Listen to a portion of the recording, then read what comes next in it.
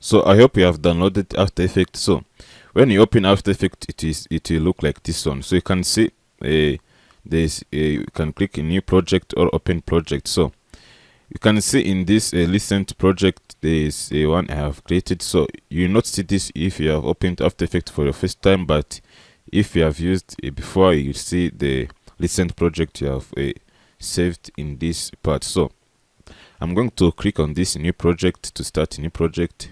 Click on new project. So now you can see we are in After Effects. So you can see there is new composition from footage. This is where you will preview everything you create in After Effects. You have to create a new composition. So I will show you how to create a new composition in the next lesson. So in this video, I want to show you to show you around After Effects. So this is where you will save all your project files like medias. If you import a media, it will show up on this side, on this project panel. So this is effect control. This is where you will see all effect you have added on your project. This is timeline. So I will show you how to use timeline in the next in other lesson. This is where you see audios. You can add some windows if you want. So you can see like align, distribution layers, audio, paragraph. You can add anything here.